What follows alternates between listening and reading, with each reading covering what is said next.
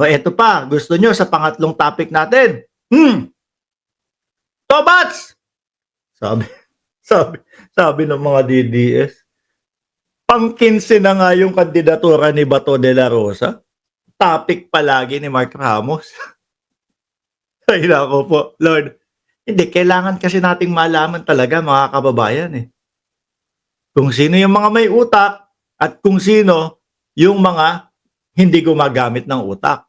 Kung sino yung senador o kung sino yung mga tumatakbong senador para sa bayan, no?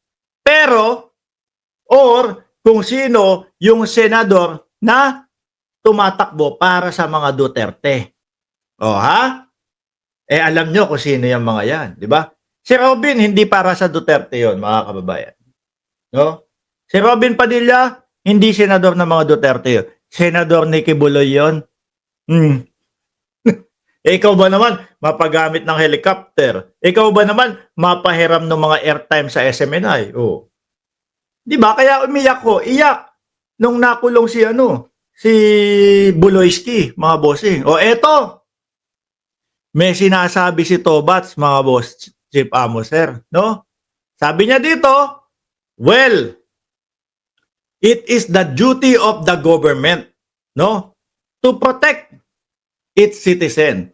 Duty ng gobyerno yan. At kapag iyan ay pababayaan ng ating gobyerno, particularly ng chief executive, that is impeachable offense. Alam niyo po kung anong tinutukoy ni Bato de la Rosa dito, mga kababayan? ICC. No? Dahil rinig na nila at balitang-balita na nila na ang Department of Justice sa pangunguna po ni Boying Remulla na secretary ng Department of Justice, mga boss, na makikipag-ugnayan na sila, no? Napag-uusapan na about itong mga EJK. Kaya ang restback ni Tobats, ano to? Pababayaan kami ng gobyerno na sa ibang kumbaga sa ICC kami hulihin. Uulitin ko ho, mga kababayan, no? Magiging patas tayo. Kung sakali si Bongbong Marcos na ating presidente ngayon gumawa ng kalokohan at siya ay nasa power at hindi natin mapaalis na mamamayang Pilipino kasi masyado niyang hinag yung kapangyarihan niya. ICC ang aano sa kanya. No? ICC ang magiging backup ng Pilipinas para serba ng warrant of arrest, arestuhin si Pangulong Bongbong Marcos. Yun po ang magiging silbi ng International Criminal Court. Yung sinasabi nila na yung justice system ay pababayaan na, hindi ho, mga kababayan. Minsan sira din ang mga tuktok nito mga DDS no? Kapag ang usapin Kibuloy, dahil nga nandoon sa oblo si Kibuloy, wala ng justice system ang Pilipinas. Kawawang Pilipinas. Wala ng batas ang Pilipinas. Bakit daw ho? Kasi si Buloyski nandoon sa loob. Kapag si Buloy ang pinag-uusapan, walang justice system. Kapag naman po kay dating Pangulong Duterte ang pinag-uusapan, mga bossing, bakit nyo papapasukin yung ICC? May justice system naman ang Pilipinas. Nakikita nyo ho, mga kababayan, yung mga style nila. Ano? Kailangan papabor lagi sa kanila. Kailangan sila lagi ang papanigan, mga bossing. Pagka hindi pumanig sa kanila, mag-e-EDSA. 32, mag-e-EDSA doon. Ilan yung vlogger? Mga 17. Bakit pumunta yung vlogger? Madaming palipad doon. Ano gagawin ng vlogger? Hihiga doon sa kalsada. Gigilid na ganon. Tapos sisilipin. Nagmukha na ba akong kawawa dito? Sisilipin ng vlogger nila. May nagpalipad na ba dyan? Mukha na akong kawawa dito. Hihiga ng ganon. Na ang pinunta doon dahil palipad ho, mga kababayan. Di ba? May sumama ba sa kanila? yung dating presidente na paulit-ulit nagsusumigaw, isog ka ba, isog ka ba, isog ka ba?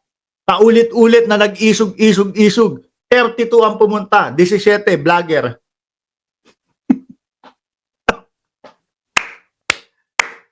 Ay, nako. Uy, nandito din si Don Don. Oh, nandito din si Don Don. Don, ayaw mo na akong tawaging adik? Ayaw mo na akong tawaging gumagamit o bumabatak pa drug test? Nakakahiya kasi no? Kahapon tinawag mo ako na adik, di ba Don?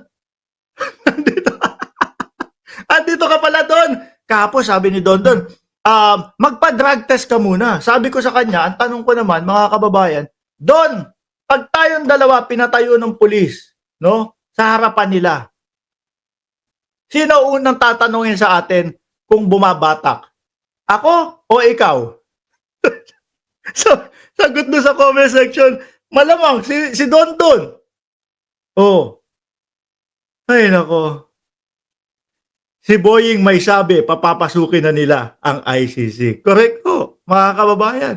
O eto pa, hinayaan na lang niya na lapastanganin ang ating soberanya ng ibang entity like Interpol or ICC. So ibig kong sabihin mga kababayan, yung mga bansa ho nakasali sa ICC, ibig hubang sabihin nun, mga pwedeng mga ma-impeach yung mga nandun. Dito po sa sinasabi ni Bato de la Rosa, kasi ang pagsali o pagbilang o pagbalik sa ICC o ang pagpapapasok sa ICC, mga bossing, ay impeachable offense. May na-impeach na ho kaya, mga kababayan, doon sa mga kasali sa ICC? Parang wala pa akong nababalitaan. Ano? Bagkos, ang sinasabi nila, mga bossing, back up ng bansa namin ito. Back up ng bansa namin ito. Di ba? Meron ako nakitang bikecam eh. Pinipilit nilang pag-usapan ulit yung bikecam. Kasi namamatay na ho na pinag-uusapan yung bikecam. May nakita ako dyan eh. Bakit ayaw niyong pag-usapan yung bikecam? Kaya ka nga napapasok dito eh. Interesado din yung topic natin eh. O di ba? Ipipilit niyo sa amin yung bikecam. Yung una, GAA ang pinag-uusapan dyan at meron na tayong mga vlog dyan. Paulit-ulitin natin. Ito fresh. No? Anong araw ngayon? 26 dyan sa Pilipinas. Eto, 25 lang Yung bikecam, kayo-kayo na lang dyan. Na kapag ka nahuli kayo, una, GAA, biglang pag nahuli, bikecam pala. Kayo-kayo na lang maglokohan dyan. Hinayaan na nilang lapastanganin ang ating soberanya ng ibang entity like Interpol or ICC. Ang Interpol po, mga kababayan, talagang konektado tayo dyan. At sabi nga ho, mga bossing, ng Department of Justice, imposible at hindi maaari na maging hindi pabor sa Interpol ang ating magiging desisyon kung sakali na humiling sila sa atin. Tayo, hiling ng hiling. Uy, pakihuli nga si Tebes. Uy, pakiano nga yung ganitong wanted dito sa amin. Uy, pakiganito, ganyan nga. Tapos, pag sila na ang hinilingan ng ICC at ipapatupad sa atin, ay hindi pwede. Nakikita nyo na, mga boss? Nakikita nyo na ho? Yung kalalagyan nitong mga to. Kaya ho, nag-uumingay si Bato eh. Kaya ho, si dating Pangulong Duterte, ayan, lahat na ibinato. Wala pa din ho. Kaya siguro ang emotion din ni Bongo, mixed emotion, Top 5 si Bongo sa senatorial race. Pero hindi makapag-enjoy. Kasi pagpasok ng ICC, mga bossing, pagpasok ng ICC, wala. Baliwala. Ang top 5 ni Bongo, mga kababayan. Tuloy pa natin. Kung hayaan niya na hindi niya depensahan ang kanyang mga kinasakupan, Well, alam mo na kung anong kahinatnan niyan. That's an impeachable offense daw, sabi ni Bato de la Rosa. Paano kung ang naka-back up dyan, 15 million nakakamping? Mamamayang Pilipino yun. Paano kung ang naka-back up dyan, hindi ko na kukumpletuhin yung 31 million ha, 25 million na lang kasi sabihin na natin 6 million. No, yung tumalikod kay Pangulong Bongbong Marcos, partida na yan ha. Partida na yan. Exage na yung number na yan. Paano kung ganun kadami ang naka-back up na pabalikin ang ICC? Paano mo mapapa-impeach ang presidente? Di ba? Paano mo mapapa-impeach ang nakaupo? Paano yun, Tobats?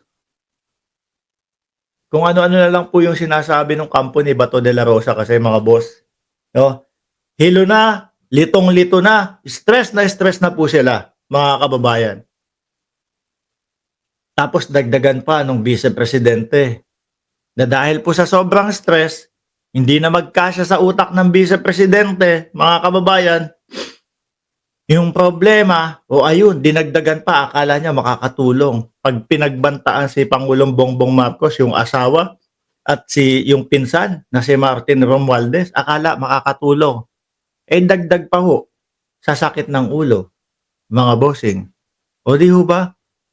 Kung ikaw matalino kang tao, rerektahin mo. Pupuntahan mo yung mismong problema at yun yung sasagutin mo. Mababawasan yung problema mo pagka nasagot mo. Pero yung magdadagdag ka pa, no? Yung magdadagdag ka pa ng sakit ng ulo mo, wala na ho. Sabi ni Arnold Bernaldo, rally nyo nga, nilalangaw, milyones pa pinagsasasabi mo magbaback up, bayaran ka.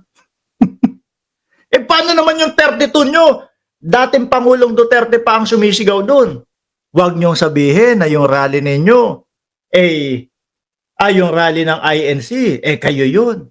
Samantalang ginamitan lang naman ginamitan ng word na peace para sa kapayapaan yung mga miyembro ng INC para mapapunta sila.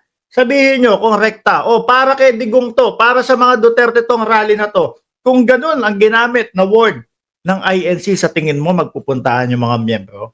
Hindi. No? Ginamitan ng salitang peace. Kaya nagsipuntahan. Pero tingnan mo, si Duterte ang nagsasalita, isog. 32 ang pumunta, isog ka ba? Putang ina, kalahati ng basketball court hindi nyo na mapuno.